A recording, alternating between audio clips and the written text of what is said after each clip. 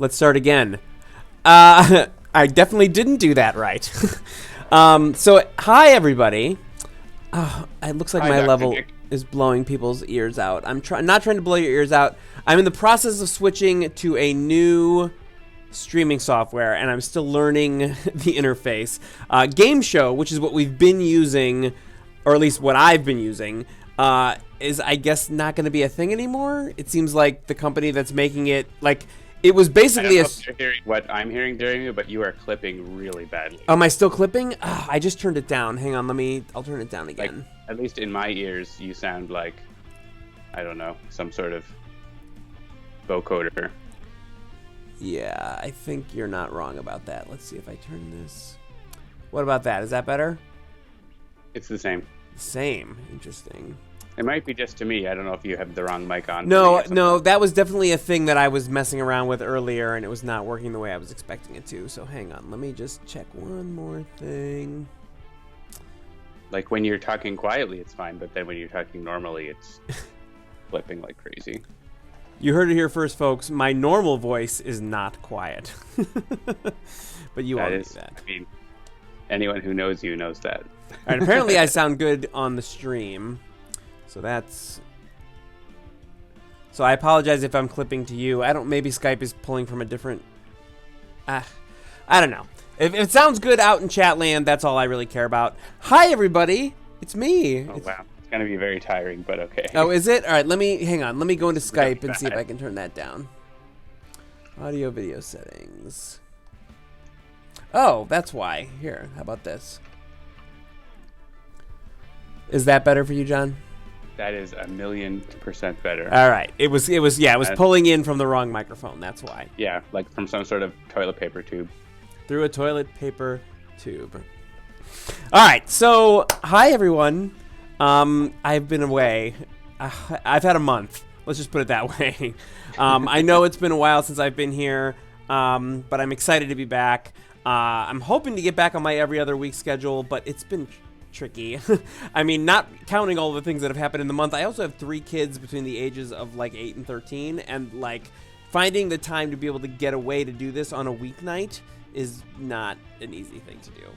I may start doing more like solo streams that wouldn't start until like 9 or 10 o'clock at night, because that's a pretty reliable time where it's like everybody's sleeping, I can go do my own thing. But this particular time and day, if you want to stream later, it's fine with me because it's 9 a.m. right now. Yeah, yeah. John has to wake himself up to do the stream when he's in the Far East, as it were. All right, so I figured because I'm back and we can go back to sort of like old time's sake, I figured we'd play some Sentinels. Is that cool with you? I'm on the production build, I believe. I don't think I'm on any sort of specialty anything. Yeah, we should go to beta so that in case there's a bug, we can report it better. All right, hang on. Hopefully that won't screw up my thing. If I stop, I don't know what that's. OBS is really good about the game not running, unlike Game Show. Yeah, it seemed like it was pretty good at finding it again if it disappeared. All right, so let's see if I can get this. Is that... Where's the back of the couch? Back of the couch. It's there. Yeah. Oh, there we go. Got some special... I've been showing people special things that I've been getting. Oh, cool. Japan. This is a Billiken Pikachu that you can only get in Osaka. And it's related to a special kind of Buddha statue that's golden. It's very golden. He's very shiny. Put him here. It's kind of tilted. I don't know if he's going to stay there. Stay there, Pikachu. He's not going to stay there. Oh, he'll just be there. Golden blob. And also an Eevee with a server cap from the Pokemon Cafe where we went. That was really cool. If you get a chance to go to the Pokemon Cafe someday, I highly recommend it. It's really fun. They have all kinds of different Pokemon-shaped food and stuff like that. Nice. All right, let's see if I can get the Eevee to show up. Oh, yeah, there he is. Really tiny in the corner of my screen. I don't know if everyone can see it or not. But All right, Steam is attempting to update Sentinels for me. Oh, there we go. All right, let's launch it and see what we get here. Yeah, and you can see the top of Eevee, Pikachu there as well. Little golden Pikachu. Pokemon Cafe, where the food is made of the real Pokemon. That's 2 more weird and different Pokemon things that I've got. And there's more every week. Indeed. All right. So I have switched to the beta branch. Okay. And I have launched a game. So you can go ahead and join me in Justice Comics number 689. Be right there.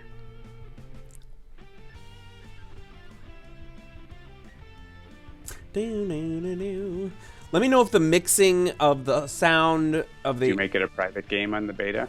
You could make it not private. Oh, did I? I don't know.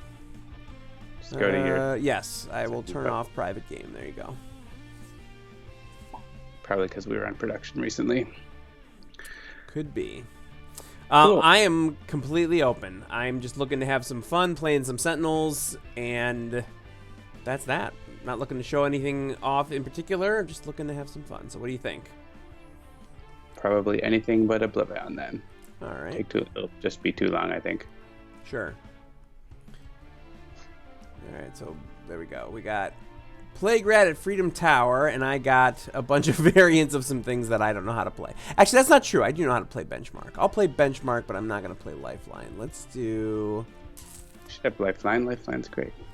I'll take Lifeline. You can take Lifeline. I am not good enough at Lifeline. I always have to default to one of the early heroes. I don't know. What can I say? Seamus Butler, it's actually very unusual for me to buy anything while I travel. So this is a very, very unusual thing for me to buy souvenirs, just so you know. Take Walker says, if you guys have time for Aeon's End, I could use some pointers for Prince of Gluttons. Yeah, we can do that after that. Depending on how long this game goes, we can plan for our second to be some Aeon's End. And we can play with some Prince of Gluttons. Alright, so Plague Rat at Freedom Tower with Benchmark, Expatriette, Fugue State Parse, and Blood Mage Lifeline. Oh, I guess I better press ready. Ready up! So I will say, I'm actually, and the fact that I just said ready up made me think of this. I'm reading a book right now called Because Internet, which is basically a linguistic exploration of internet language and how language is evolving on the internet. And it is super interesting. I highly recommend everybody read it. Benchmark is opening with an ally matrix, intervening path calculator, multi-point HUD, and shunt energy. Parse has got buffer overflow, gauge, reveal the flaws, snap decision. Expatriette has got flak jacket, incendiary rounds, liquid nitrogen rounds, and tactical shotgun. And Lifeline has got a cryptic alignment, a couple of harrows, and a repair ley line. Yeah, Take Walker, it's pretty fantastic. It's like, I'm in chapter like 4, I want to say. But whatever it is, I'm learning about like this idea of the sort of 4 populations on the internet. There's the old internet people, full internet people, semi-internet people, and pre-internet people. I think that was the correct thing. And I'm sort of like at the cusp. I'm just on the edge of old internet, and it makes sense. It's people who joined the internet sort of before, like... It was cool. Yes, before it was cool, but specifically before the social internet, for sure, which was like the 2000s. But like, you know, Usenet, BBSs, like before the internet was like the internet, when it was still like an internetwork of multiple networks. And that definitely is me. All right, what do we got here? Let's see. Not really what BBSs were, but sure.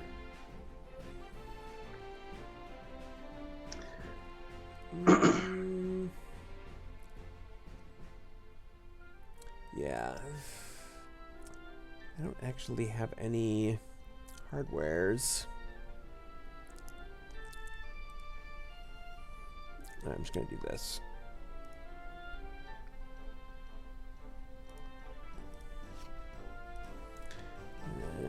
Are we trying to get rid of the locust, or are we just going to... I usually don't bother. All right. Unless we are super infected. Sure.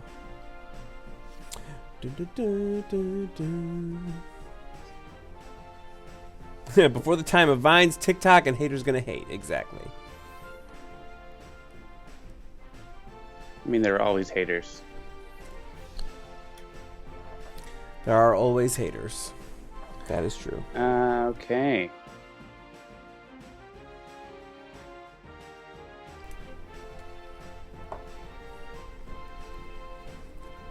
So no one got infected, right? He just played Shadowy Ambush. Yep. That's pretty easy to deal with. I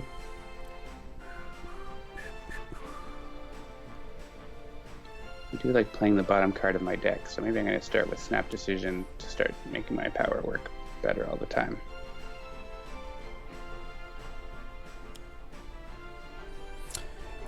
Yeah, so Team Orchid, it's interesting when you say, the idea of, or I guess it's Takewalker. Sorry, I'm trying to follow the chat. Takewalker said that.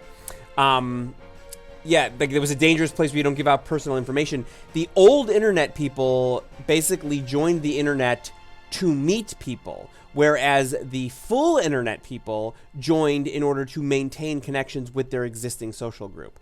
And that is one of the key differentiators between whether you're an old internet person or not. It's like, did you go online and then with the goal of finding new friends, or did you go online with the goal of connecting with existing friends? That's sort of one of the key differentiators, which I thought was super, super interesting.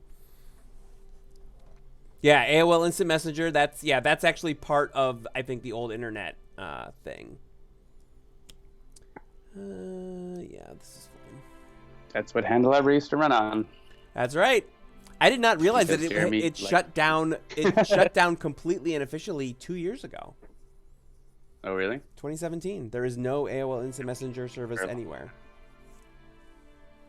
When did we switch to HipChat? Like 2015, I think. 2020 was for Sentinels, I think. So yeah, so it would have been like 14. That's crazy. Yeah, time definitely speeds up as you get older. That is also a thing. Everyone need a hit point? Looks like everyone could use a hit point. Sure.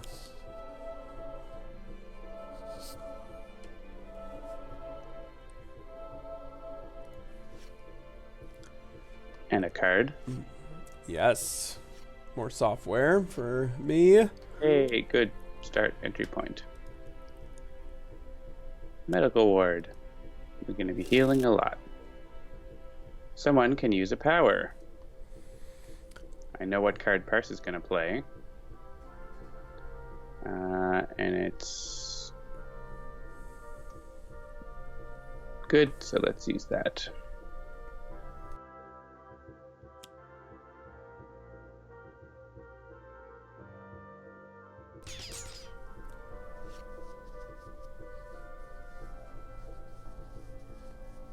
And my power, may as well use it. I'm going to heal up, so.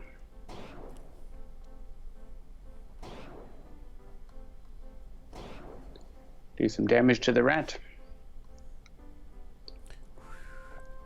One of the other interesting observations in that thing about the old internet people, I'm following through the chat again so a little bit more, is that like, if to be an old internet person pretty much almost required that you understood at least a little bit about programming, because back then just getting online was something that you needed to understand how to make multiple parts of your computer talk to one another. And, that's not a thing that the average person at that time was really into. So a lot of the way the linguistic interpretation of this stuff comes from is the fact that these people already had shared language around programming and developers talk versus sort of social talk. It was just, it's a really interesting book. I can't recommend it enough. All right, who should get infected? Who wants +1 damage and also hitting themselves? I feel like Expatriette could probably handle it, but she's also one of the lower on the HP, so she's already got her big damager out, so like another boost to that is great. But I could get more guns out too.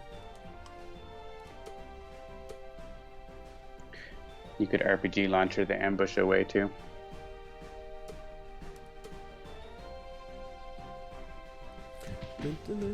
Yeah, that landing pad is not helping. Oh, yeah.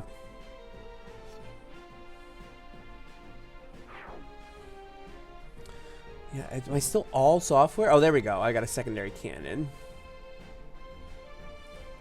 Right, let's get that out.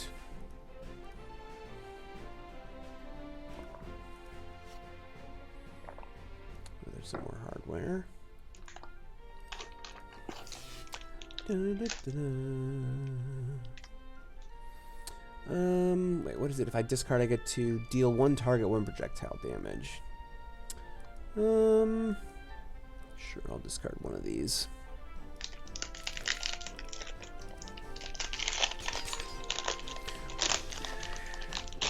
Flyby!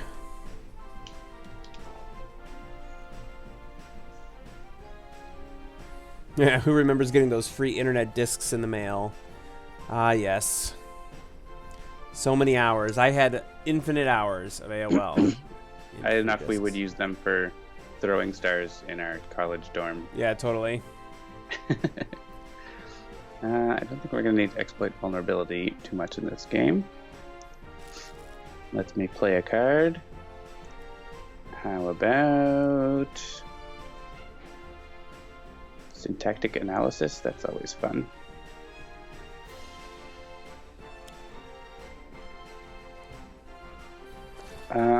Let's give this to Parse, since Parse has, or anything Expatriette has +1 damage.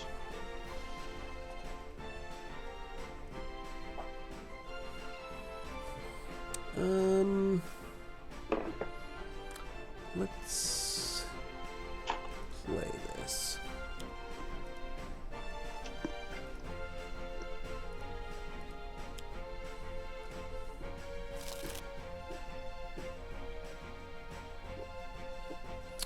Yeah.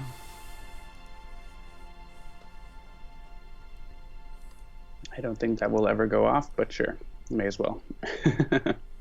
Yeah. Oh, you didn't play it? Yeah, Okay. I played the other one in order to get another gun out. So that was like, right. I might as well just you draw could have it. played Hair Trigger. It wouldn't have done anything.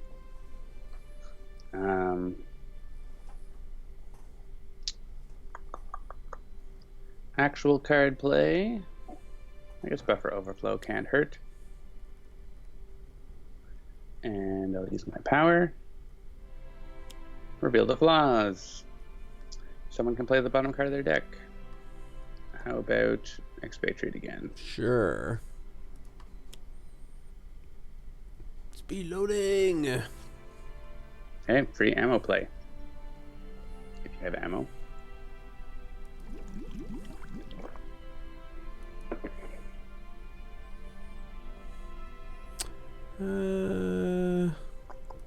Sure. Is this, yeah.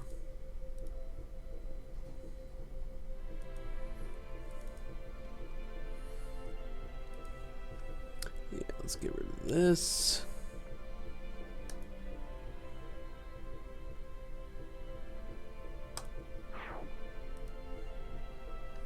And we'll hit the things.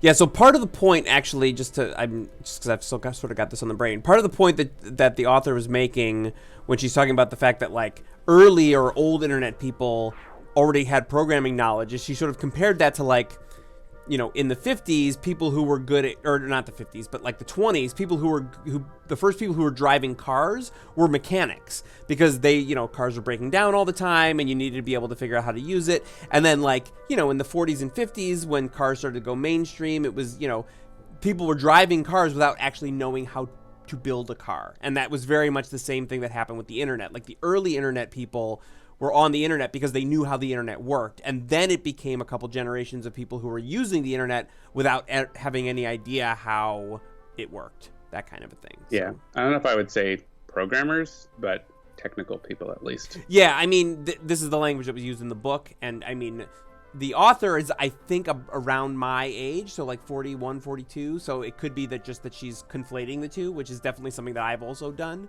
Like, if you understand how to talk to Unix, that means you're a programmer. But that doesn't necessarily mean that you're a programmer. Not. Certainly not. Yeah, certainly not.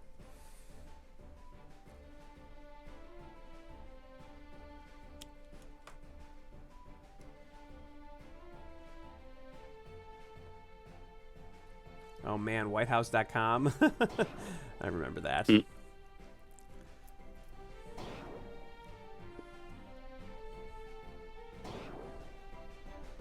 you don't have time to read the whole book, I know that the author, Gretchen something, she was just on the Ezra Klein show recently, which is a podcast that I listen to from the Vox Media Podcast Network, which I highly recommend.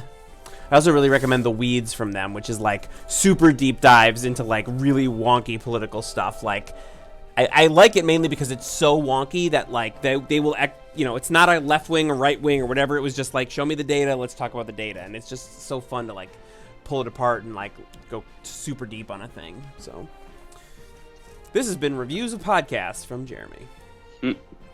Afflicted Frenzy, I mean, easy to get rid of. We'll leave it and get rid of it. Sure. It's not going to do anything until Expatriette's turn anyways.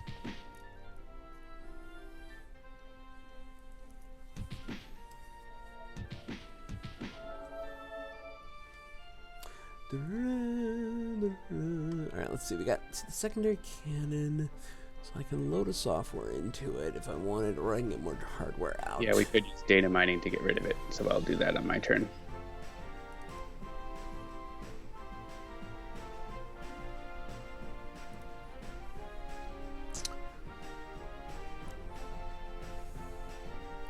Play a hardware card or draw a card in the minus card. Yeah, I want to get that out as soon as possible. Yeah, I think I'm just going to do that. We'll get the microfabricator out now.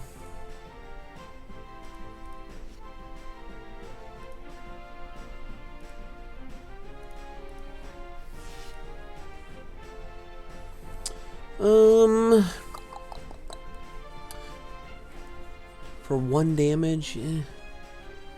I'm only listening to 2 podcasts right now. The Letters Page, of course, and Campaign Podcast, which is a entertaining actual play Gotcha. RPG podcast. One Shot's really good, but I don't follow it regularly. Yeah, I find that I used to be like really like religious about my podcasts. Like wanting to make sure I didn't miss a single episode of whatever. Now I kind of dip in and out of different ones. I really love the 538 podcast, 538 Politics podcast, I should say, because it's very data driven. I just mentioned a couple of the Vox podcasts. I also listen to Buffering the Vampire Slayer and Angel on Top, which are great. They've actually been off for a while. They just finally came back for seasons 5 of Buffy and 2 of Angel, and those are pretty great. Yeah, I'm lucky in that like I have a decent commute where I don't want to kill myself or the people around me because I take the train to work, so I get to listen to podcasts in a fairly sort of relaxed environment when I'm doing that. So if I didn't have a commute, I would not listen to anywhere near as many podcasts because I can't really listen to them when the kids are in the car. I can't really listen to them at work because I'm usually like they will conflict with what I'm trying to do at work. So. Yeah, if I listen to anything while I'm working, I just don't like process it, so there's no point. Yeah, but and if I listen while I'm walking or taking the bus or whatever places. Right. Yeah, some podcasts I don't actually care. That's why a lot of times I'll put on like YouTube videos that I've seen a million times. I'll put those on in the background, like something about just hearing something I've already heard where I don't have to pay attention to it, but it's not music. Sometimes that is helpful to me. I don't know. Something to play, basically. Updated intel's probably good. Let's play it. And let's have Expatriette play a card. Sure. Hmm. Ooh.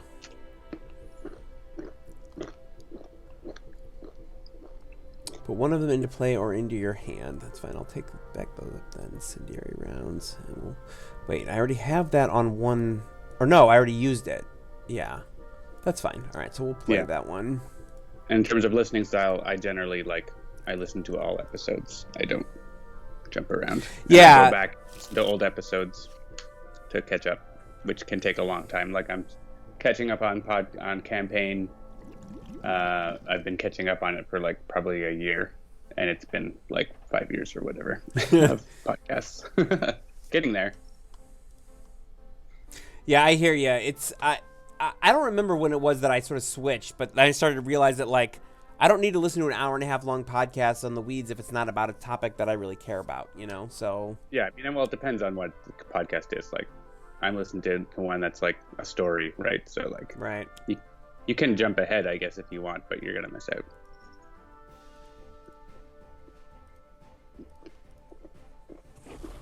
Yeah, like I used to listen to literally every episode of the Slash Filmcast. And then I started being like okay with only listening to the episodes that I was interested in. And so that is a thing that I don't listen to every episode. I don't listen to every episode of all of the podcasts I listed earlier. The show rewatch podcasts I do. So like if it's like a Buffy the Vampire Slayer, like I'm not going to skip episodes in their rewatch. And same thing with Angel. I watched this show called listened to a show called Scapecast a while ago that was about Farscape, which is one of my all-time favorite science fiction shows. So. Yeah, you're not wrong, Sparky Wolf. Though they are not safe for children podcasts, either one of them. But they're really great.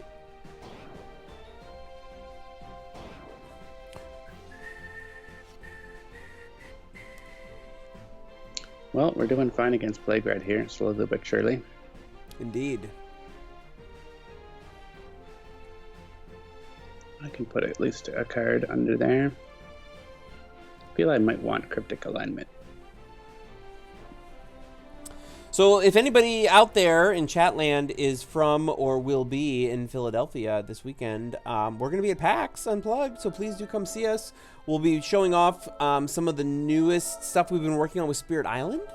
And we also actually are doing a panel called From Pieces to Pixels, The Art of Adaptation, with some of our friends at Greater Than Games and North Star Games to discuss what it's like to bring a tabletop game to digital. So that's going to be at 10:30 a.m. on Saturday.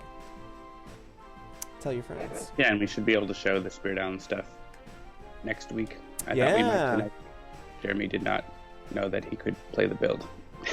I didn't know. Yeah, I thought it was for this weekend, but I hadn't. I had a lot of other things going on today. At the start of the environment turn, a player may discard their hand to destroy. I guess. Okay, there we go. Yeah, we don't need to do that. I figured as much, but.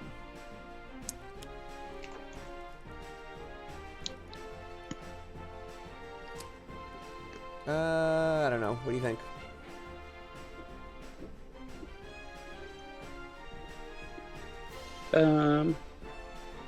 Lifeline can have it.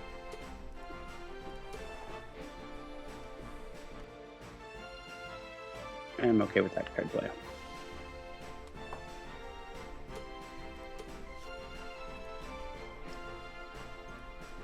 Oh yeah, an ongoing card entered Lifeline's play area. So he gets to draw a card. That's fun. Let's look up the Gratz deck. Fish's Onslaught.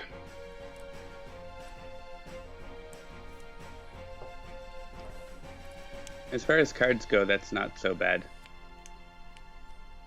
6 damage. It's not great, but it's better than like everyone gets infected or whatever. So, what if we? Can you hit him with the cold rounds this turn? I can. And that'll reduce this, so and we can destroy the Plague Locust probably too. So that'll keep his damage down from that one shot because it's not irreducible.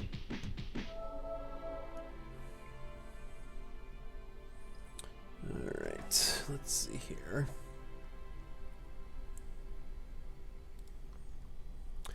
Yeah, now it's time to start loading some software.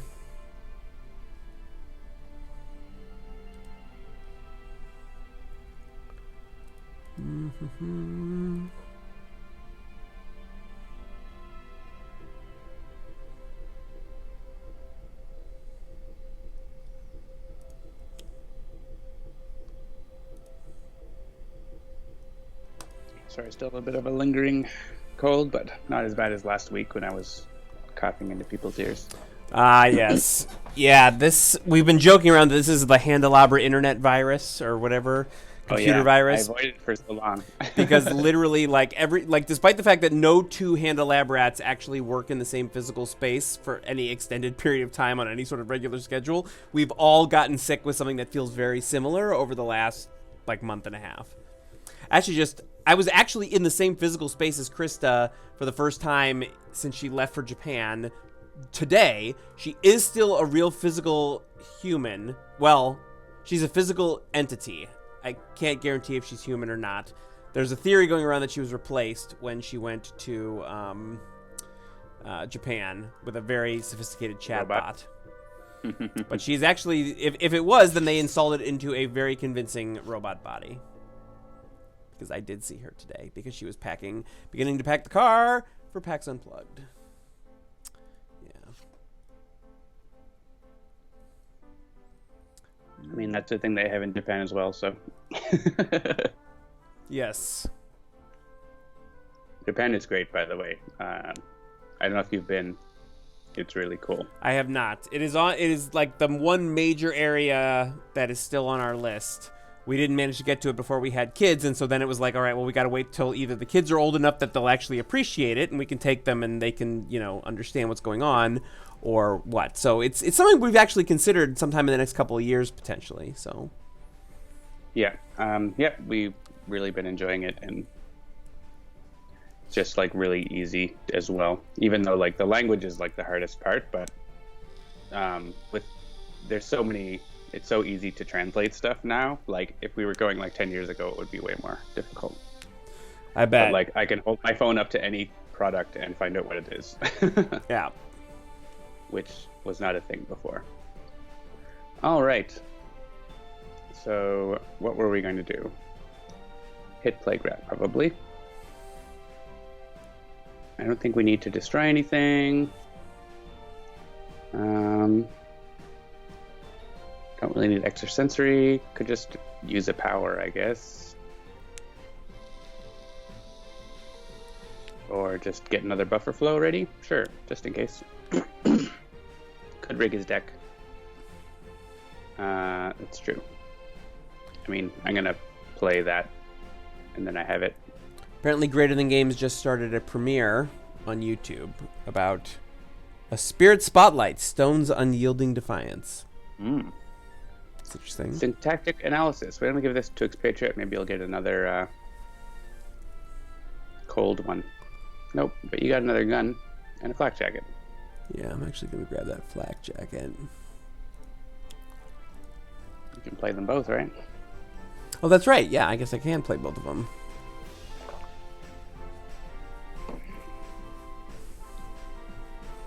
Getting you set up for an unload soon, probably. And let's play the bottom part of Expatriette's deck. Hollow points. Ooh.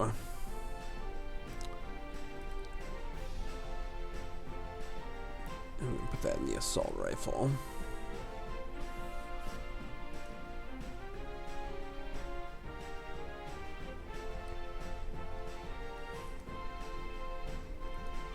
Sure.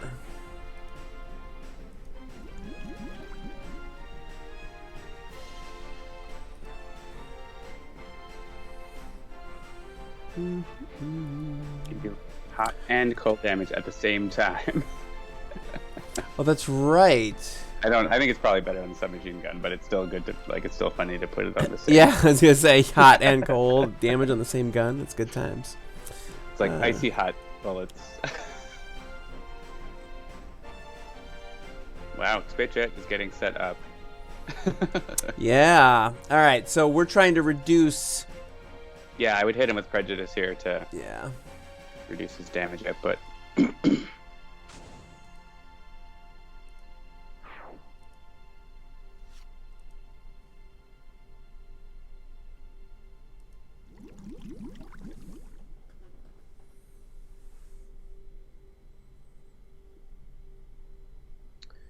All right, and so I want to kill the Plague Locust as well. So my base power is going to do 3. Alien Arcana could do 2. So I need to do 2 more damage to it. be sure.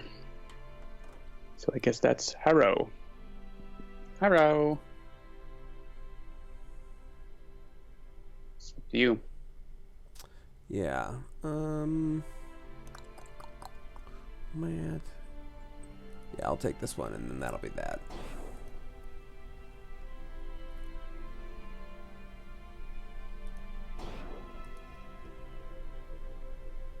I don't think anyone else has redirect or anything. So. Yeah, Japan has a fair number of English speakers, and as well, not everyone, but most people have at least a little bit. Learning Japanese is definitely a lot harder than other languages, I think, because there's like no alphabet familiarity at all. Yeah. And there's like 2 different alphabets that you can learn. Yeah, I knew that, but like, what? Explain to me what the difference is. So there's like 3 ways to have Japanese written. There's kanji, which is like the Chinese characters, that where each character is a word, basically. Okay.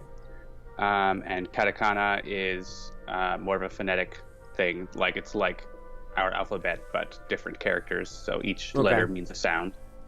And then there's romanized, basically, which is using the English alphabet. So if you like Tokyo, Oh, right, yeah. Our is romanized. Yeah, katakana is the easiest as Dover, but I mean, it's because it's just like learning, whatever number of letters versus like thousands of words, right? in shapes. So, yeah, let's put some cards under that. We already have. Oh, we don't have Matter Manipulator in play. We shouldn't put that under. We're not going to play Cryptic Alignment. Let's just do 1 card. Oh, hiragana is phonetic symbols. Katakana is for loanwords and other stuff too. Yeah, so basically it's really complicated. Yeah. And so we're, trying to learn some basic phrases and stuff. Phonetically, primarily, but... Yeah. One of the things we found that was really interesting when we got here was, like, I was almost, like, instinctively wanted to start using Spanish because all the vowel sounds are just like Spanish here. Oh, interesting. Yeah, so it just like triggered my like Spanish responses that I'd learned. Started saying like "si" and so on. So if one person doesn't draw a card, then we can keep this around. So who doesn't need a card? I think Expatriette should draw a card. Try to get. Yeah, I think if Benchmark is probably fine without. Oh, Benchmark has like 10 cards in hand. Yeah. So Benchmark can skip. Cool. Like speaking Spanish in German class. Smart cool. If I don't even English well. Oh, interesting. So we can see here what Parse's bottom deck would play, because this is all going to the bottom of deck. That's interesting. Basically, if any one shot we play, we can play again the next turn because of Parse's power. Cool.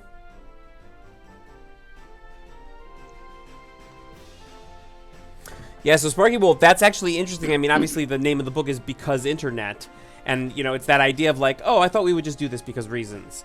This idea of like losing the prepositional or whatever. Like, I haven't actually gotten to that chapter yet, but that idea of the way that we instinctively shorten things when we're typing them, ostensibly to save time or whatever. There's all sorts of interesting linguistic stuff that goes into this, because we haven't really, sort of one of the theses of the book is that we haven't had the ability to study informal language in a truly scientific way before now. Like our concepts of what informal language were that we can study from previous times are like letters that people wrote to each other, but even those were formal in a certain way. Whereas this idea of, millions of text messages or instant messages or tweets all being out there in order to be sifted through in a public way is something we've never really seen before, and that's all informal speech, and it's just a really interesting way to study it. So, yeah, that's interesting. They even talk about how, like, in certain, like, somewhat formal communications, there would be informal communications, like, in the margins, where, like, they would draw, like, a little smiley face, or, you know, what today we would call an emoticon, but they were doing similar things back then, because, you know, the idea of trying to convey things like tone of voice or sarcasm via the written word has always been a challenge. So, it's just super interesting stuff. This is the kind of things I do when I've got my free time. Well, and you get this kind of automatic perception that, like, everyone was fancy or formal or whatever in the past, when, like, no, like, people were idiots too. Oh my God. Yeah, on the podcast, she makes a whole point about that, which is like, yeah, we think of that language as being quaint, but the only reason we do is because it's old. And when things are old, we think of them as fancy. She's like, 400 years from now, people are going to look back at our emoticons and be like, oh, look how formal that smiley face looks, and things like that. Because, like, that's the only reason we think it's fancy, is because it's old. And we give this sort of weird deference to the history. Yeah, it's a very interesting discussion. So, yeah, one thing I've seen more and more in museums and stuff now is, like, showcasing, like, school children's, like, notes and doodles and stuff to each other and things like that, just, like, showing, like, people were people and made jokes and were crude and stuff like that.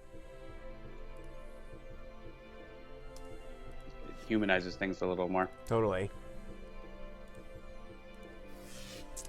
All right, so continuing to whittle this down. Do I want to do this? Benchmark and a benchmark. Yep. You got to get your +1 damage going. We'll give benchmark an infection next. Actually, well, yeah, because Plague Locust is actually, I put it on top of his deck. Ancient Egyptian, the original emoticons. Yeah, totally. Oh my God.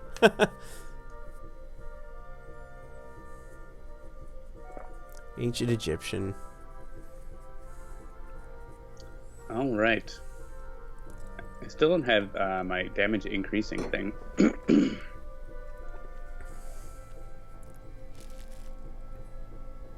I'm going to play Recompile and discard all these cards.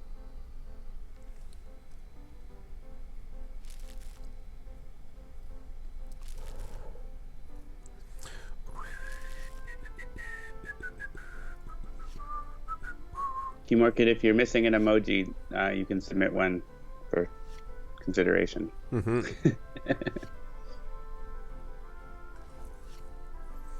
Yeah, I'm going to find out the name of that author because I want everybody to know. She's really great. Gretchen something. Ugh! Oop. All right, let's play the bottom card of my deck, which is Syntactic Analysis, and let Expatriette use it again, because that's been great. Gretchen McCullough. That's who that is.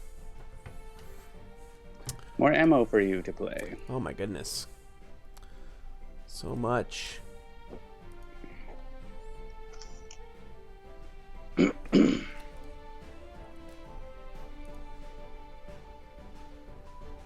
improved my seating arrangement. I'm not on the floor like last week, so that's better. There aren't any in my trash. Peter is still like way below me, but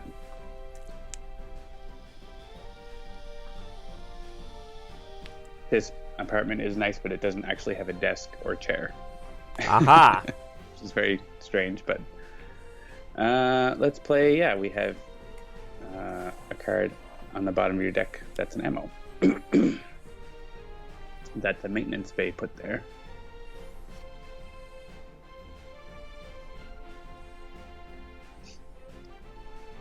So there's no need to shoot him with that unless you want to this turn, because he's only doing irreducible damage on his turn.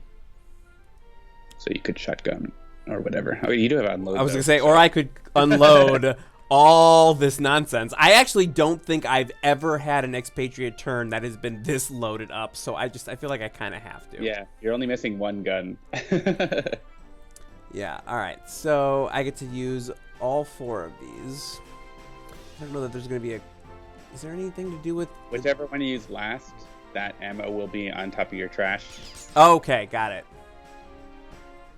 So whatever one you use last is the ammo that you'll get back.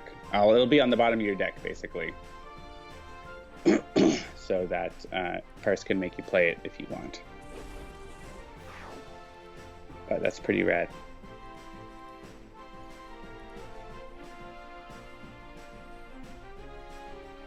Either one of these fire. is going to both get boosted, right? It's not getting boosted. Yeah. There we go. Okay. The Icy Hot. The Icy Hot Prejudice. That's a pretty big turn. That was solid.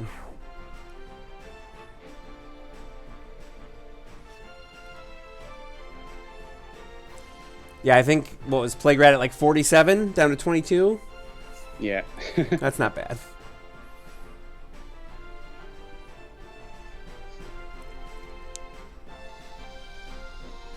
Your choice here.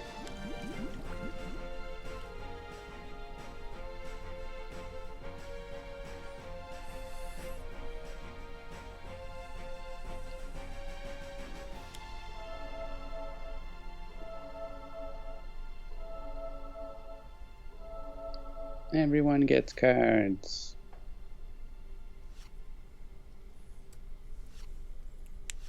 Entry point.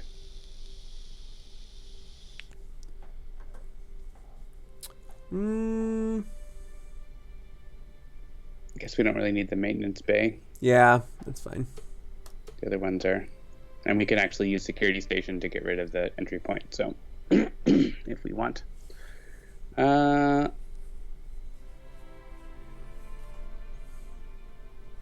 guess if Parse plays a card, there's a chance we could destroy the entry point right now, so, or use a power. Let's do that. Yeah, if I had Segmentation Fault in play, then that would be cool.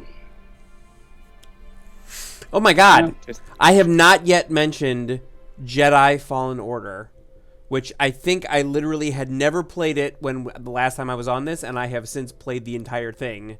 And if you have the ability to play this game, you should. I'm talking to you, John. I don't know that you do. And everybody else out there in chat land. It was so good. It was... I don't want to go any further than that. It was so good, you should just go play it. Is it a console game, or? It is. I played it on Xbox One X. Or Xbox... One. 1X, whatever it is. And I think it's... I feel like it's got to be on Switch. Because, like, all these games... I have a Switch Lite now. I picked up a Switch Lite. Oh, nice. I've been playing Fire Emblem, Three Houses, and Pokemon Sword. Very cool. Yeah, I think we're going to get one of the... maybe both of the Sword or Shield for the kids. And I think my youngest might be getting a Switch Lite, which is going to cause much consternation among her older siblings. Because, like, at the age that she is at right now, when they were at that age, they got 3DSs. But 3DS isn't really a thing anymore. The thing now is the Switch Lite. And so the youngest is going to get a Switch Lite, I think. And the older two are going to have to share the main Switch. And I think that's going to cause them to go a little crazy. But part of me kind of wants to see that happen, because I think that's going to be really fun. It's Infernal Detonator time if we get that far. Tenebra's Overlord, Team Orchid asked which house, and obviously, Fear the Deer. Fear the Deer! I assume that's Joe's house? Yes. Yeah. Joe Zege's house. And I got a yellow Switch Lite as well because of that. We could destroy... Lifeline has, like, no cards in hand, so... Destroy entry point. Fire Emblem is pretty fun. There's a lot. Oh, and Lifeline can draw a card now. Yeah, like I finished Jedi Fallen Order, which was amazing. I don't know if I mentioned that, but you should play it. I'm still in the middle of the Outer Worlds. I actually put the Outer Worlds on hold, which is sort of like Fallout in space. It's by like the people who did Fallout New Vegas and whatever. I do want to play that sometime. So far I've really been enjoying it, but I did put that on hold to play the Star Wars game, and that was the right choice. It actually slots in kind of perfect with my Star Wars rewatch that I'm retweeting about on the old Twitters. I'm watching chronologically the entire Star Wars saga in the movies, not the shows, ahead of Episode 9 coming in. Just a couple of weeks. Like which chronological? Like in universe chronological. Okay. So like I watched 1, 2, 3, Solo, Rogue One, A New Hope, and Empire Strikes Back. That's where I'm at now. I have not tweeted yet my thoughts on Empire Strikes Back, but I will. And then Return of the Jedi, Force Awakens, and Last Jedi, and then that'll lead me right into my opening night viewing of Episode 9, The Rise of Skywalker. Oh, and sorry, I was saying all that to point out that I played the game basically at the exact right time, which is that it takes place between episodes 3 and 4. Basically episode 3 and like Rogue One. It's like a couple years after Order 66, so. Excuse me.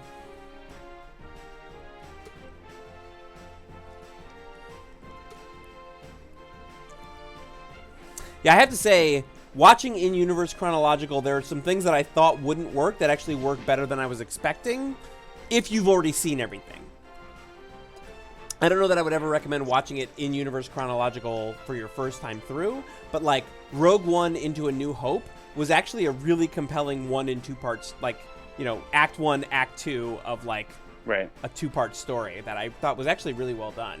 Like taking the context of like who Luke Skywalker is and who Darth Vader, like take that all out of it. Here's the story of like this big bad thing is going to make a big bad thing. We got to fix it.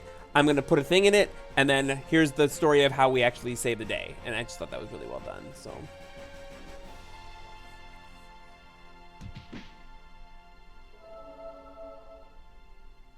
Yeah, if I don't know what I'm planning to play when I finish Outer Worlds, so something like a Fire Emblem could be something that I mean, I've seen Joe tweeting about it and all the discussion around it, so I could see that being something I might want to try. It is a, like, 100-hour game, yeah. So keep that in mind. I think like 12 or 13 hours in, still in part 1, but I'm enjoying it, and I'll probably do a new Game Plus and play the other houses as well, right? because like, so there's like 24, there's you and 24 students and a bunch of other characters.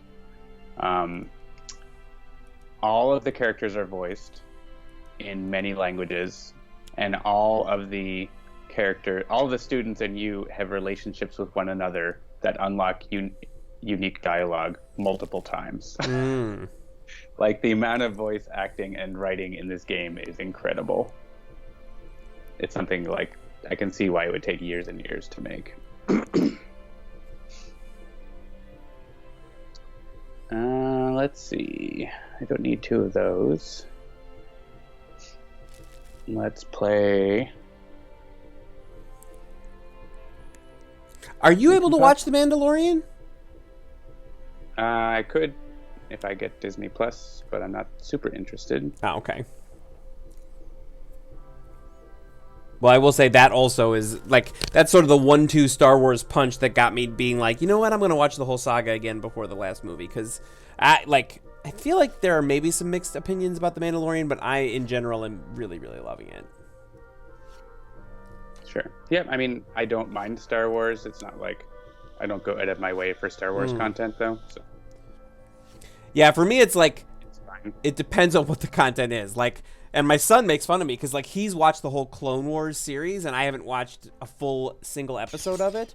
And he keeps telling me I got to watch it. And I'm like, yeah, it's probably pretty good. But, like, for some reason, I don't want to watch it, even though I watch Rick and Morty and, you know, other animated shows that are not, like, I don't think of them as kids shows. For some reason, I just don't want to watch the Clone Wars. I don't know.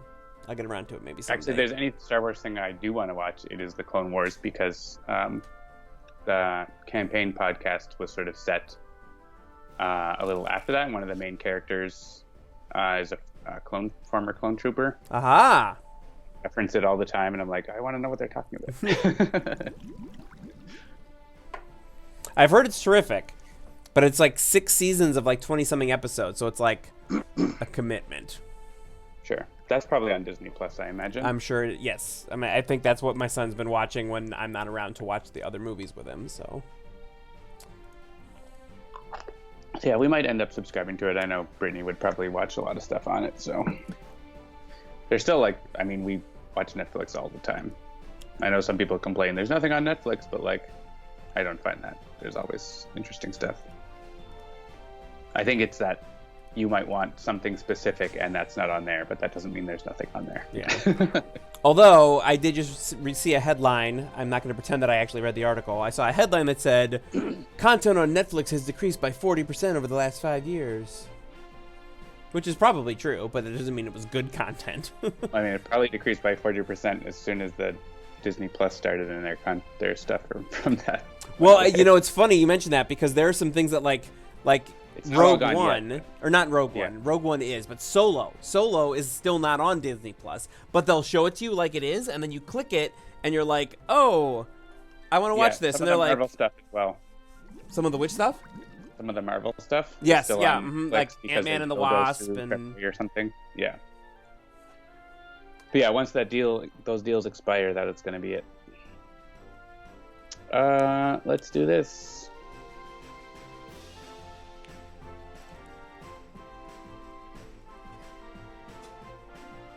Of course, and when we're traveling, there's always different stuff on Netflix everywhere we go, which is always interesting.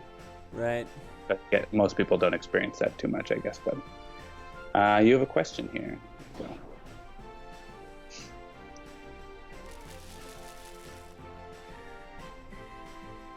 Put a card into play.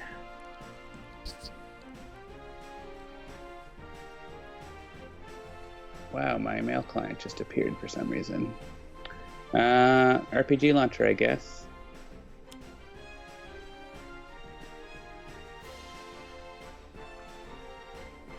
May as well destroy entry point. Yep.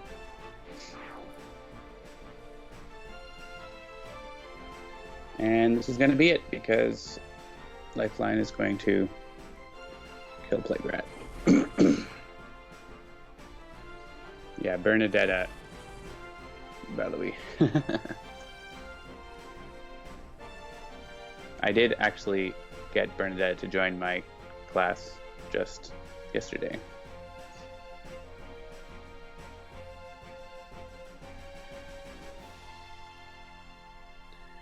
You can, in addition to your own class of 8 students, you can recruit the students from the other classes to join your class.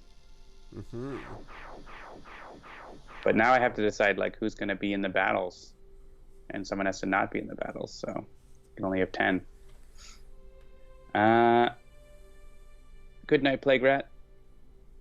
It's basically exactly an hour for that game.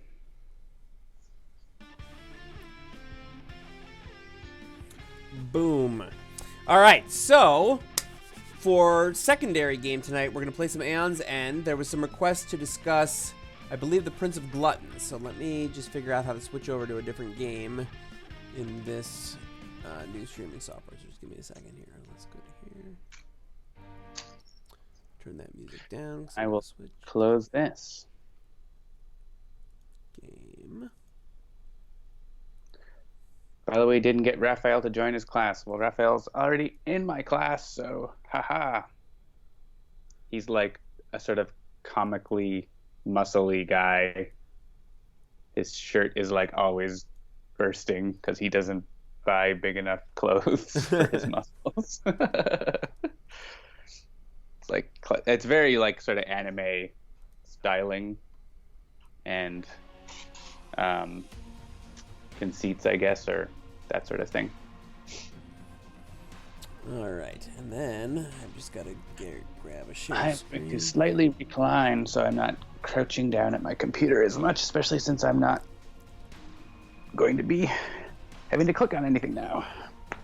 Yes. All right. Can you see the game? Yes. All right. So, was it Prince of Gluttons? I just want to make sure that I'm not remembering that wrong. By the way, skipping Blue Lions.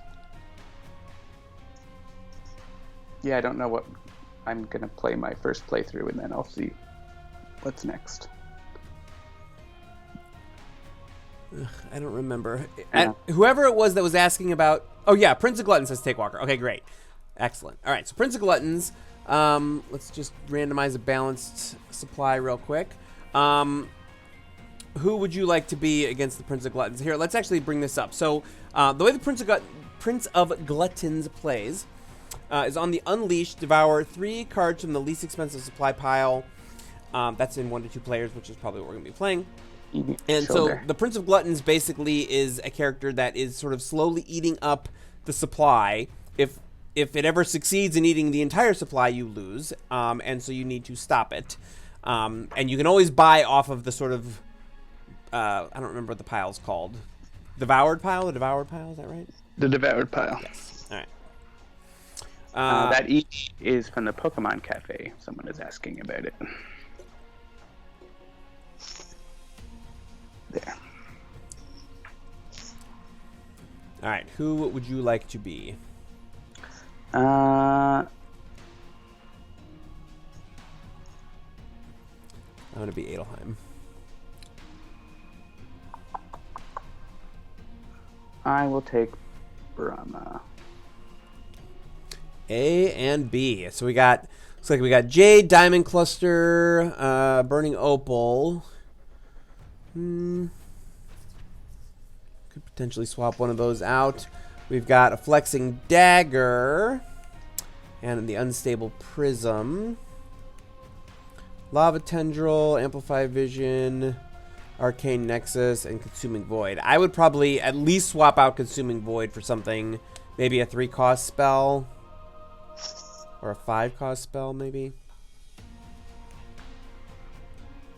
Sure. I'm a fan of this.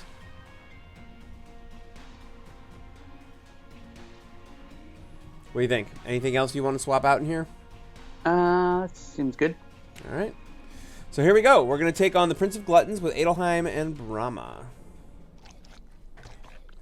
So there we go. So you see that they devour 1 of each of the gems. We immediately get Lobotomize. Any player suffers 3 damage or devour 3 spells from any spell supply pile. So it's pretty early in the game. You know, a couple things you need to remember with the Prince of Gluttons is that you got to be really mindful of your supply. That can get away from you really quickly, I have found. Yeah, you want to and try to buy stuff from the supply pile if you from the devoured pile. From the devoured pile, yeah. I would say suffer damage. Usually suffer the damage here, yeah. Yeah, I'll take it. I got blue eyes and blue hands. I can take it. All right, so we'll do the typical. Do you want to draw? Sure. And it's all crystals and very light. Discard the spell. Then I have 5 ether. All right, yeah, and I'm going to do the sort of standard Adelheim opening. Draco Wolf looked away, looked back, and I turned into an Eevee. Yeah, exactly. That is the waitress Eevee. I will buy the 5-cost gem. And that will probably be the only gem I need to buy, unless I get one off the devoured pile. Which I might do right now. Yeah, play the gems. Actually, I'll probably need to focus here. Yeah, play the gems, focus breach 2. Prep everything but 1 sparked.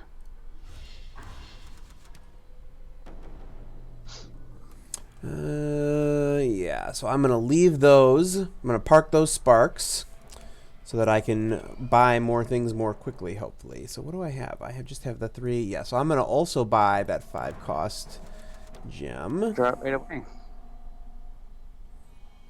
Gorge. All right, so this is, yeah, just... devouring 2 cards from the second most expensive. Any player suffers 2 damage. So I'm going to let you suffer it, since that'll still have you higher up than me. Alright, you can cast both of those. Play the big gem and discard its spark.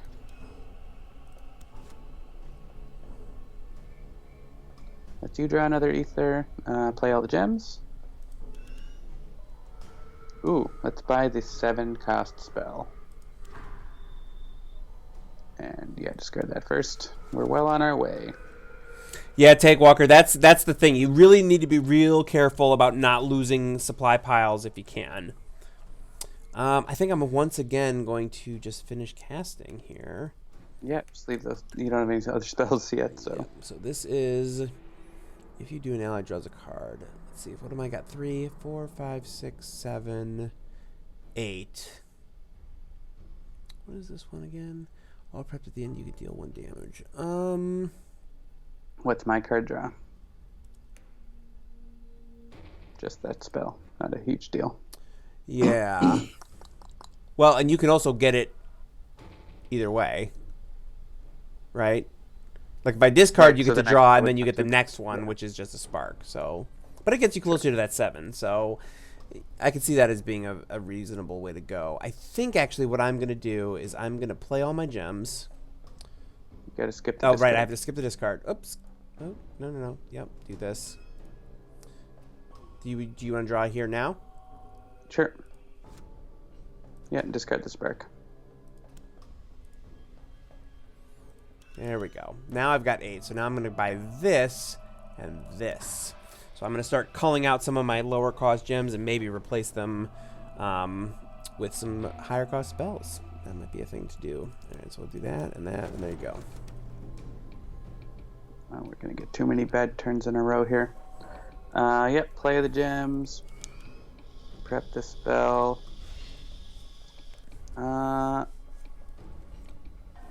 Let's buy an Amplify Vision.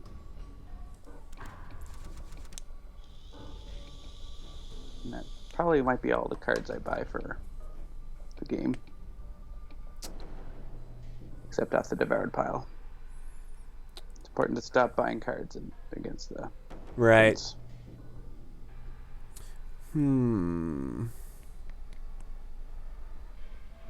You don't actually have to cast those. I know. You have fair living. No, I know. I know. Actually, I'm actually a step ahead. I'm trying to decide if I want to go for 5 and buy another one of those. You know what? No. Here's what I'm gonna do. I'm gonna do this. I can call one of these, and that'll give me 4, which let me buy this is what I want, and then I can prep that to that. There we go. All right, now we got 2 bad things in a row. We get the Langoliers, which Take damage. Yeah, take damage again. I guess we can seesaw it. I'll be charging up to heal us for all this, so.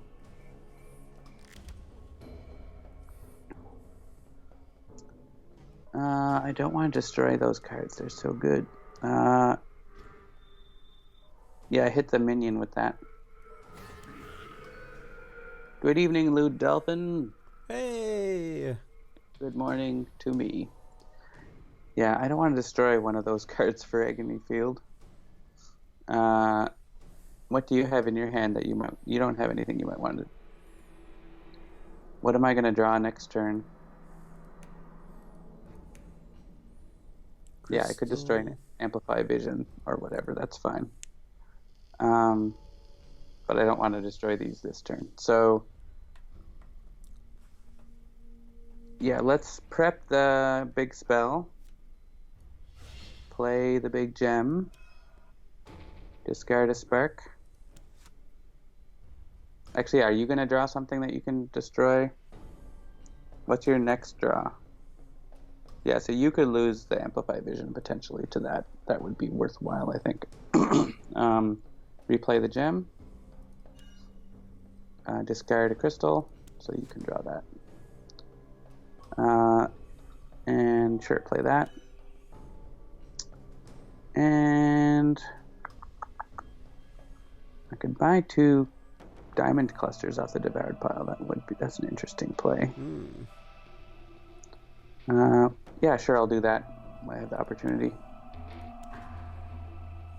And yeah, we'll have lots of ether to heal us. Oh yeah, you can kill that thing. Perfect. And it's up to you, but I would suggest you just get rid of that power. But I just got it. All right, let's see what power unleash. Oh yeah, any player discards 3 cards. Oof, yeah, that's fine. Actually, no. You could, if you'd rather destroy your relic, you have the ability to draw it this turn. Oh, yeah. Don't you? Oh, no, you have the ability for me to draw a card. Oh, okay. Yeah, I see what you're saying. An ally draws a card. Yeah, partially, yeah. It's fine. Look at all. I'm gonna be drowning in ether. I can buy another one. Yeah, we don't want him to unleash that Devour's card, so we can avoid it. Yeah, I'm gonna skip the discard here. And then, do you want to draw a crystal? Yep. Discard a spark. All right, 8. So what do I got coming up? 2, 3, 4. Yeah, I need more. I'm just gonna do.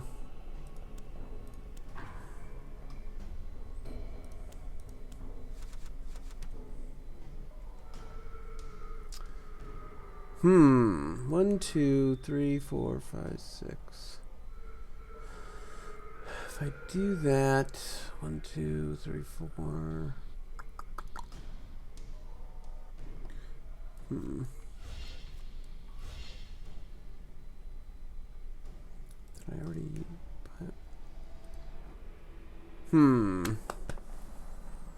Yeah. Hey, Quack, looks like your keyboard is working.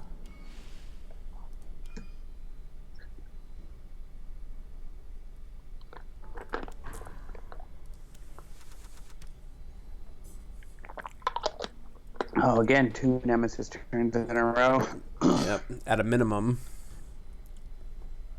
Do I want to cast that? I kind of want to hang on to it. Unless we're going to try to kill him with damage. Yeah, you know what? Cast it. I need the space. I don't want to... Yeah, prep the spell, play the gems. Let's... What's coming up next turn?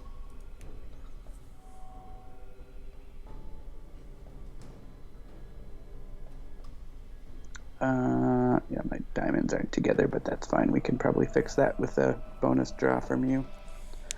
I'll have enough ether to open a breach next turn, or focus one, so buy 2 charges, I guess. No more card buys, except off the devoured pile or in an emergency.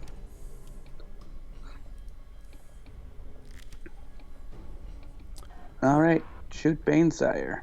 Oh yeah, Amplify Vision is focusing for me too.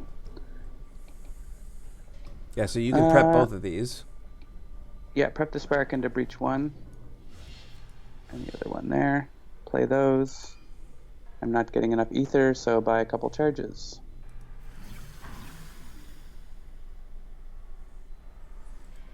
Do you want me to, like... I guess it won't actually matter. Yeah, discard the... That...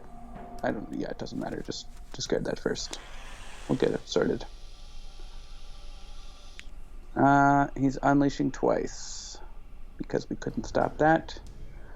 Yeah, so what is that doing? Devouring 3 copies of it. Yeah, just devour all the jades, I guess. Unless there's something you want to buy. If there's something you want to buy. Oh, no, it's either jade or flexing dagger. So yeah. I figured we'd do 3 of one and 3 of the other. Because we want... It's better to have at least something in a pile than an empty pile, right? That's true, yeah. The more empty piles, the worse. Yeah, so. there's some scaling later. That's... Yeah. I mean, again, if that's not the right way to do it, maybe that's something to talk about. No, that's fine. That's fine. And then Banesire's also unleashing, so yeah, we may as well do the Jade now, because otherwise Grip takes damage.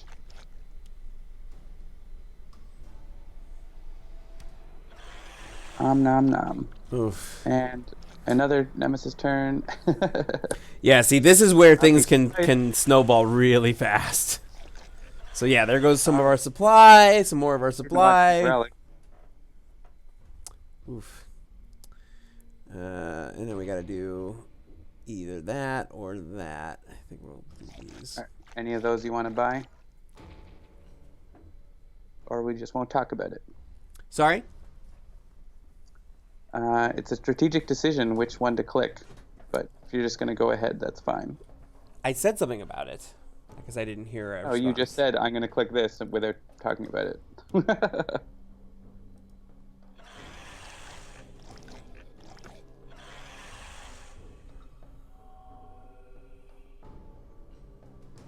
So he's unleashing twice. So there's going to be two. This is going to happen twice. Are there any cards you're going to want to buy? You wanted to buy diamond clusters? I mean, to me, the only two options are the diamond clusters or the lava tendril. Because there's only one in the amplified vision, which means Gravehold will take damage twice. Yeah, I mean, it's still an option. Are you still planning to buy more spells? It's an unclear proposition. There's the potential there for it. Because whichever one we click first, we're probably not going to get to. Right. Yeah, I mean, I'm not going to buy... I don't think I'm going to buy this spell. Do you think you would want a diamond cluster? Maybe. I think you're making the classic mistake of thinking that I'm thinking as far ahead as you are, which I am definitely not. No, I'm not making that mistake. I know that you're not, which is why I wanted to talk about it. Okay, but like you keep asking me, well, do you want to do this? And the answer is, I don't know. Talk to me in 2 turns when we get to that question. I have no idea. Well, your turn is probably next, right? You're going to have 4 ether. Will you want to buy any of those things? I'm probably Next not going to turn? buy a lava tendril. I guess I could maybe buy a loot dolphin. Just tell me which one to click. That's clearly... I picked the wrong one the last time, so you want me to click the other one? Is that I don't where know we're if at? it's wrong. I don't know if it's wrong. I want to talk about it. Okay, It's so... not something you just click without thinking about. That's how you lose the game. All right, so for the 4th time in the last 3 minutes, I'm going to stop talking, so you can now talk about what it is you would like to talk about. If you're not going to have any input, like this, I'm not buying any cards. It's whether you want to buy cards. You're not answering my questions. The answer is, right now, no. But I don't know. All right, send some damage. I will take this. Alright, let's see. Banesires and Unleash, which is bad. Godfeeders is probably less bad. Alright, so I can get rid of this guy like this. Yeah, you can actually kill that guy, so. So let's do... definitely going to prep both of those. What are you going to draw? It's fine, because I'm not going to use that. And then that, and then you want to draw to discard. Yep, draw and discard a spark. Alright, so I have 4. We're each going to get to go one more time. You could charge up the most overpowered ability in the game. Ooh, yeah, that's a good call. I've been neglecting my charge ups. Alright, we should kill that minion. Sure.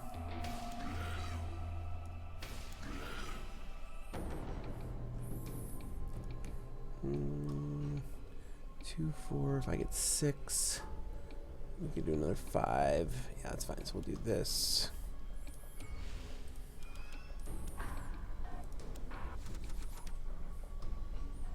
Nice. All right. All right, shoot the minion. With both, I assume?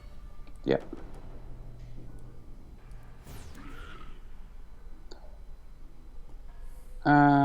Yeah, prep that.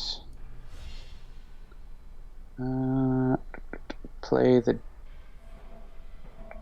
Let's see. Yeah, play the diamond and then replay the diamond. And... Yeah, play that and discard a crystal. Play the crystals. Buy a charge. Heal you. I could just heal myself now. What's my next turn? Cool. Yeah. kind of feel like I want another spell. Let's buy the spell off the devoured pile. And buy charges. And yeah, where's the other diamond? Is it like It's 4 back. Okay. Yeah, discard the diamond first, I guess. Still keep them nearby, because I don't know. Whatever. Right, shoot the minion. Shoot the minion, shoot the minion. Play everything. Prep the spell.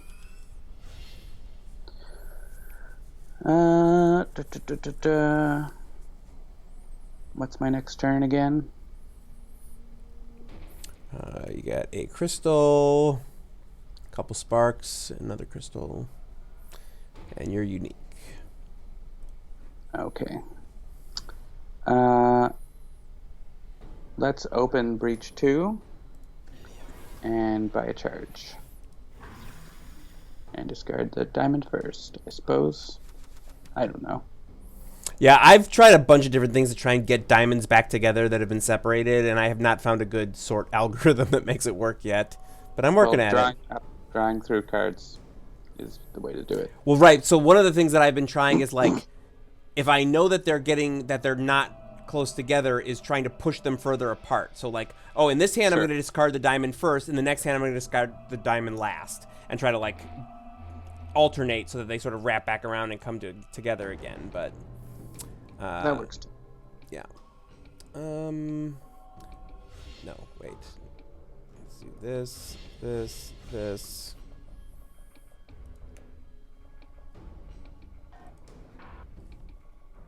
Yeah. I'm gonna do this again. All right, and let's charge.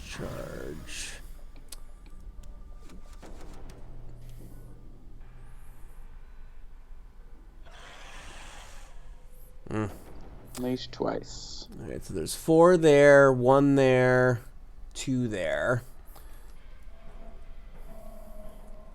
All right, we're probably not going to buy any more of that spell, so you could hit that one first.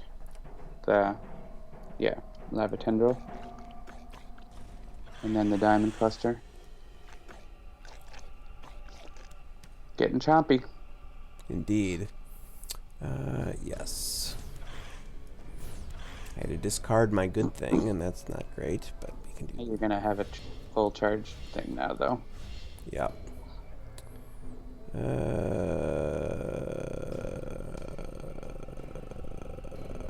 Yeah. What's my deck look like? This is how I get my diamonds closer, right? So yeah, I can draw and discard a spark.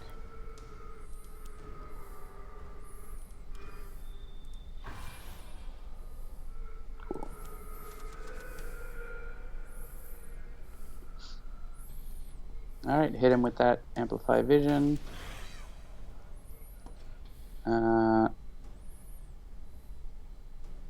Sure. Prep the big spell in the closed breach. And play everything else. And prep everything else. And get a charge. I'm going to keep my charges so that if there's a power I can just... And yeah, end turn.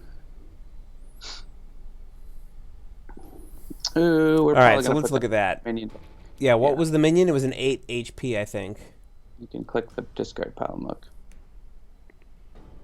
Yeah, that one is... Yeah, get that one back. Great. So I will skip my ability. And that's better than... I think would rather save your ability for something really something bad. that's like truly terrible. Alright, so here comes the Mind Guzzler. So this gets set to 8 plus the number of empty piles. So this goes up to 12. We must kill the Mind Guzzler. Unleashing is bad. Yeah.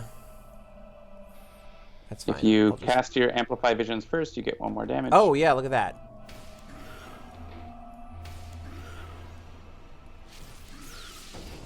Nice. Alright. Do I still want...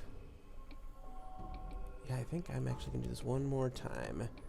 And then from this point forward, I think I'm just going to treat him like Do I have a diamond coming next? You Yes. do. Yeah. So that's how you do it. You let me draw more cards. Yes. And now I'll have them together. Mind Guzzler is worse than Godfeeder. Godfeeder is bad, but they're both bad. Unleashing is worse than the thing that Godfeeder does. And they're just both going to happen. So that sucks. Yeah, anything that's going to let things get devoured when you're playing against the Prince is bad. Yeah, so whichever of these, I guess, because probably the diamond cluster, I guess. Yeah. Ugh. Well, at least we get some turns to deal with this, but you don't have any spells prepped. May as well draw. Just discard a crystal, I guess. Draw through to better cards.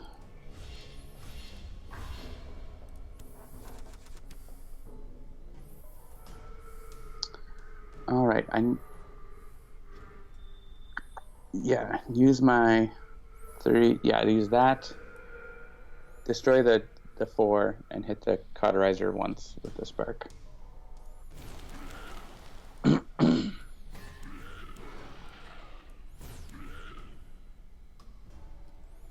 Cool. All right. Let's play our... Do I want to prep that there, or do I want to put it in a potentially +1?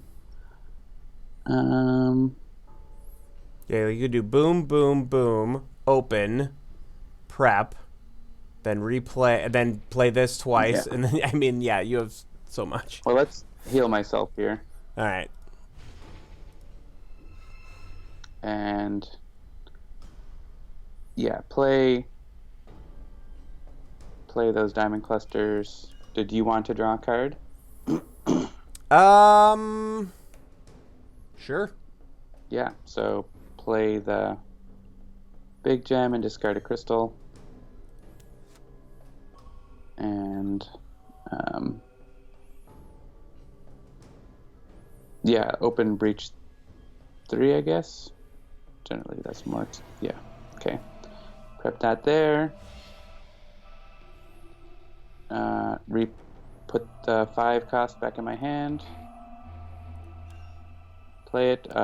You can... shoot. Sorry, yeah, I thought just that was... go ahead. That's fine. Okay. Discarding is good. That's fine. I was meaning to play it, but yeah. I thought that was only triggering on the first time you played it, but it's not one of those. Yeah, let's buy 3 charges. And where are we at?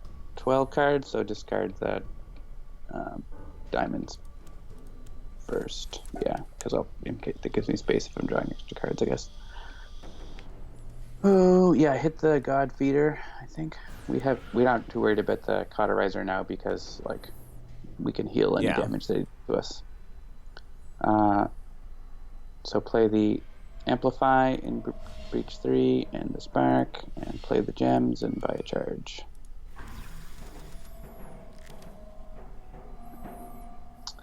Alright, use Amplify to kill the minion. And may as well hit the cauterizer with the Spark. And yeah, let's prep the Lava Tendril into the bigger breach. And prep everything else and play the gems and buy charge. Cool. And don't use it, just in turn.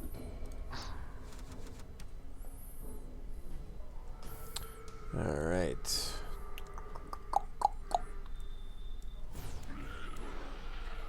Yeah, you kind of need to make space for your other stuff. Yeah, I was just looking like, I think I will do this, and then I will end because I can do this, and this, and this, and then. In case a bad minion comes around. Yeah, and actually,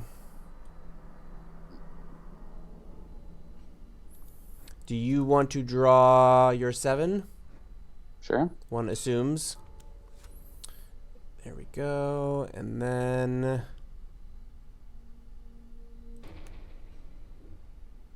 Yeah, I'm gonna end turn. You're not gonna, like, you could buy a diamond cluster off the devoured pile if you wanted a little more buying power.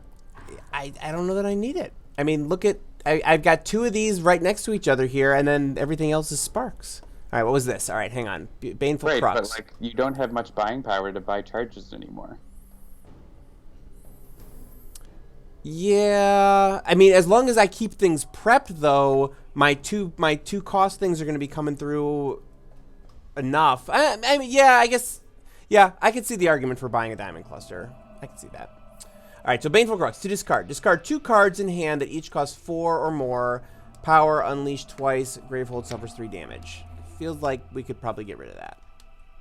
Yeah, we don't have a good way to deal with that right now, so go ahead.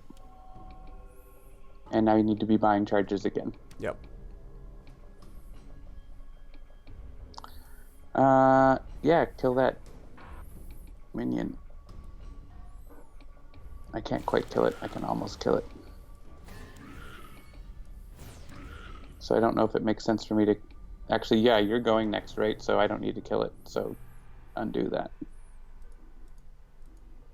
Some bit anyways. Actually, yeah, I can just leave those spells there because I can open that breach. Yeah, you're going to open that up? So just, yeah, finish casting here. And, yeah, you can hit it with that. Then play... yeah, play the 5 cost one and discard a crystal so you can draw. And then play everything else. Open breach 4. Put that in there. Replay the big one, I guess. Why not? It's a bunch of... I can't really, like... I don't have anything to spend it on. Yeah, see, this is why I didn't bother going through that, because it's like, I'll start building up for the next turn. Yeah, like, if you can get 10 ether and charge your ability in 1 turn, yes, do that.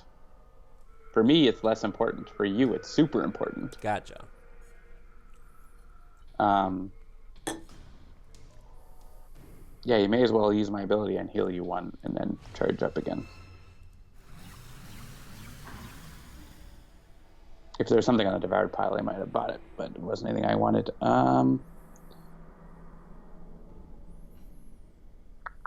You're actually maybe not gonna make me draw cards, so discard the 2 diamonds and then the other things.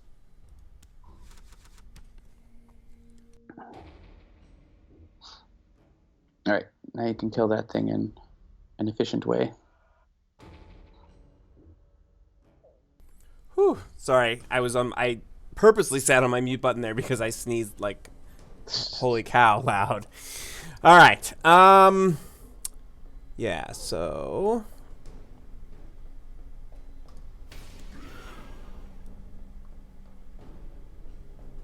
We may as well start hitting him too, I think. Yeah, that's why I was just thinking, like, if I can get that out with 1, I don't want to waste the damage. I could just do this. We have, yeah, enough damage we can start hitting him pretty hard now.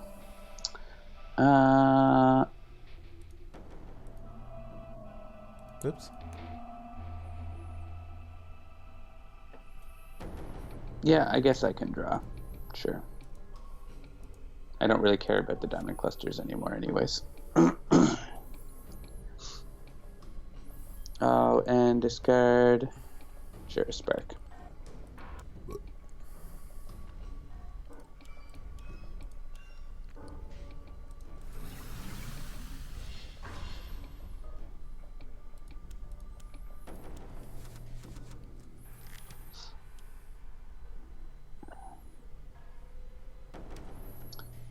We don't want that to go off.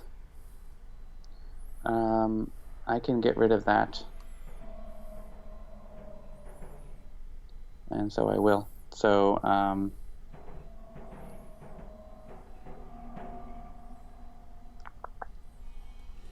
yeah, finish casting. Do the thing.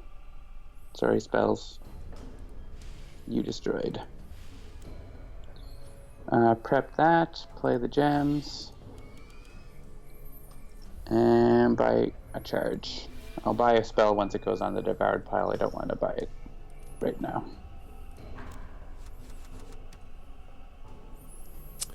All right. Yeah, I mean, normally I wouldn't, but I want to get these out of the good slots. 2 damage is decent. Yeah, that's true. I guess this doesn't super matter, so I'll just do this and this and this, and we'll do this. Yeah, you should not discard so you can get your charges built. Yeah, I misclicked. There we go. So we do this, and then skip, and this, right? So I can do this.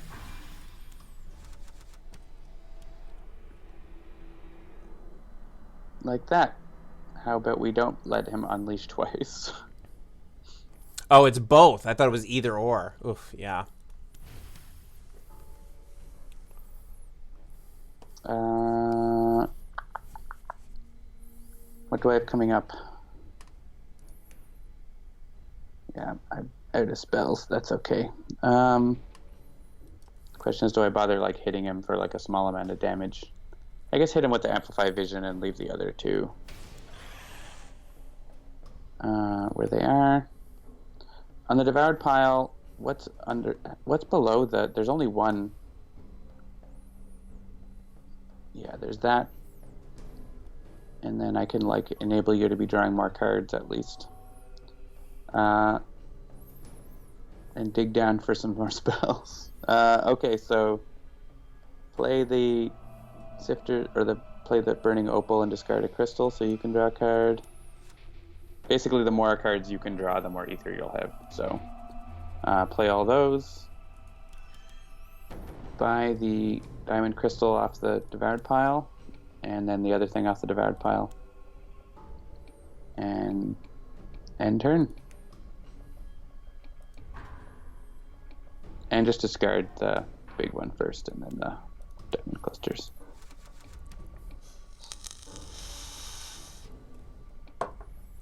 All right.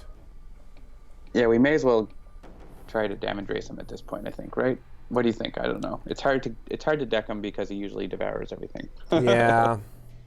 I mean, I'm in a pretty good spot. I'm just gonna go for it. Yeah. Come on. You'll be able to get 3 charges.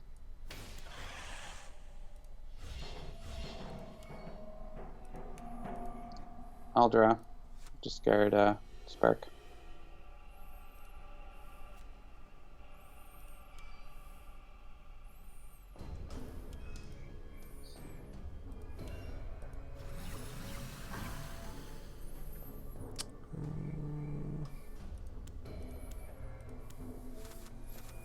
Yeah, 32. Yeah, at this point, those cards are just Jades, right? So they're not that great. Suffer 5 damage. Definitely. I'll take it, and then I assume you'll heal me up. Yeah. And yeah, you'll be able to buy another charge, so that's good.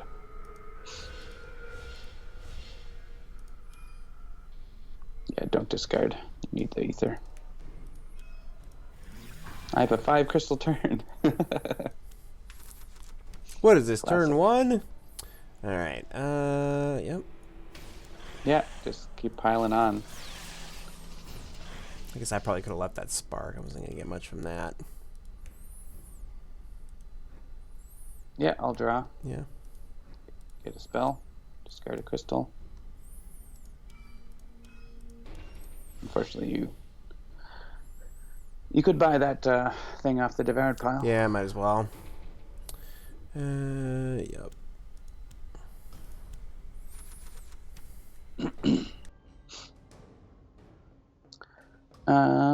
Where are we? Not close enough.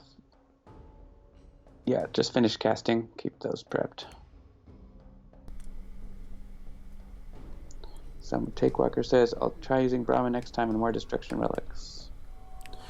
Yeah, so prep the spell. I'll heal you up as well. And buy a couple charges.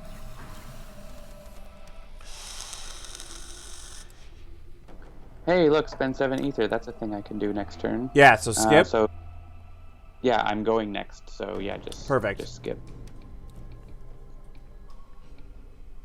The effect would not be a big deal anyways. Yeah, what is the effect? I guess it would have been, it would have been 4 damage, and we're like at full health anyway. So yeah, so hit him with that Amplify Vision. Maybe hit him with my Breach 2, get that ether, and finish casting.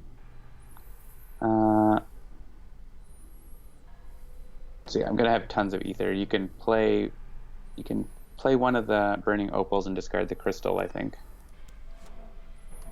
and then play the other things and don't discard. Discard that. Buy 3 charges. We're all set. Bob's your uncle. Discard the opals first. Oh, whoop. It doesn't super matter.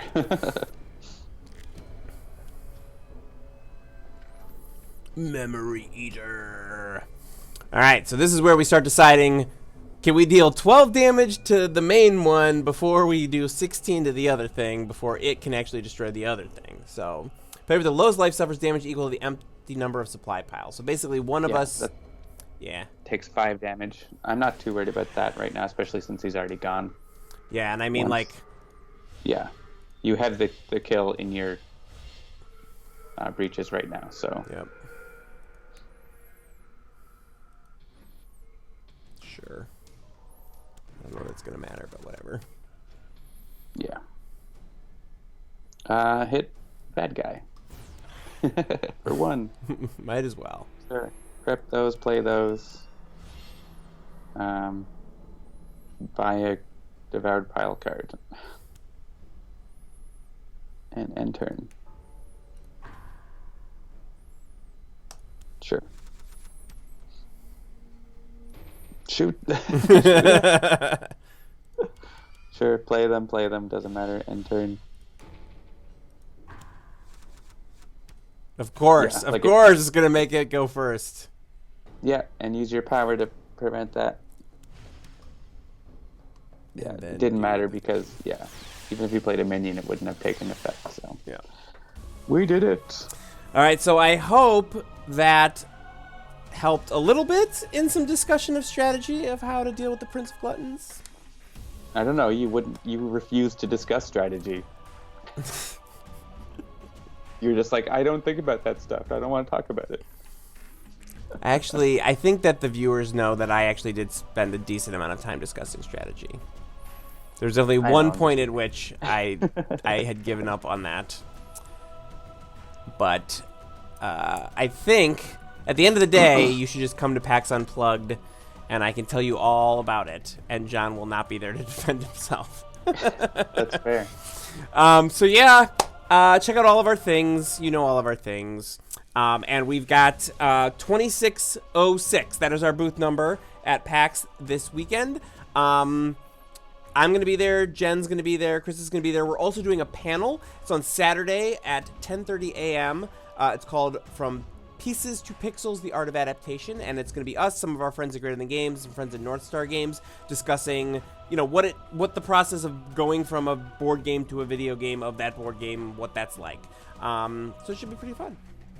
And back to a board game of the video game. Yes. And then you make a card game of the board game of the video game of the board game. All right. Well, thank you, everybody. Oh, shoot. I don't want to screw up this thing. Again, I'm switching to OBS from Game Show, so I just want to make sure I don't screw up this thing. So I'll set up the outro, and hopefully I'll click the button and everything will work. So thank you for joining us. I guess we'll see you next week. Bye. See ya.